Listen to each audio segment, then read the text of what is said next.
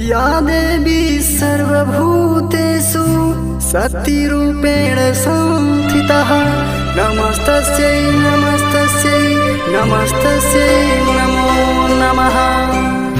अम्बे माँ तेरी आरती गाऊं, प्रेम से माँ तेरा दर्शन पाऊं।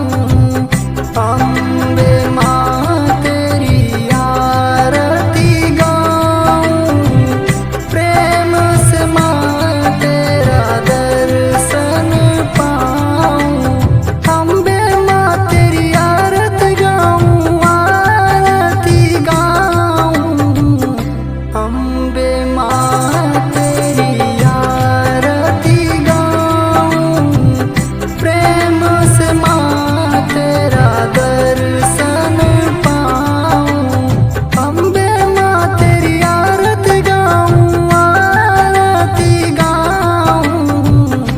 अम्बे माँ तेरी आरती गाऊं, प्रेम से माँ तेरा दर्शन पाऊं।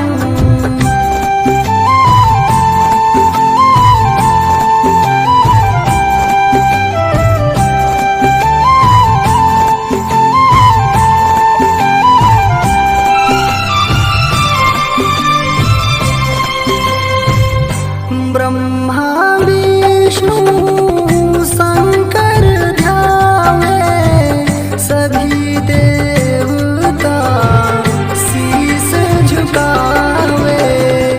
ब्रह्मा विष्णु शंकर ध्यावे, सभी देवता शीस झुकावे।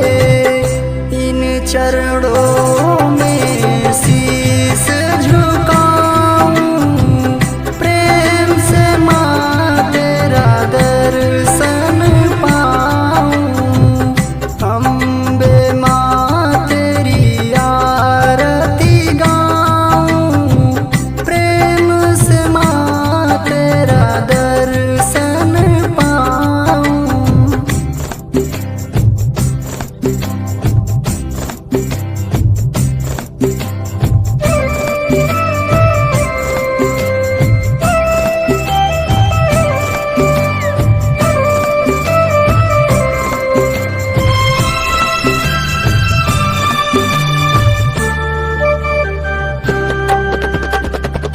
जय जननी माँ जय मायम्बे, आदि भवानी जय जगदम्बे।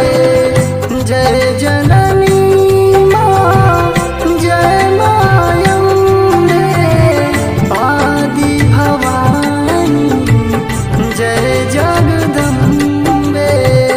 इन चरणों में बलि बलि जाऊं, प्रेम से माँ तेरा दर्शन पाऊं।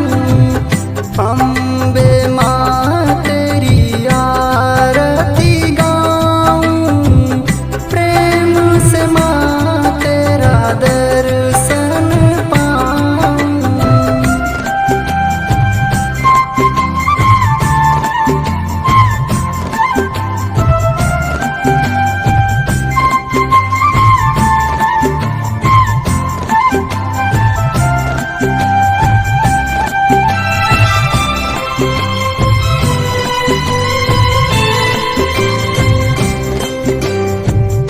नरियल चुनरी माँ तुमको चढ़ाऊं, कंचन थाल आरती सजाऊं। नरियल चुनरी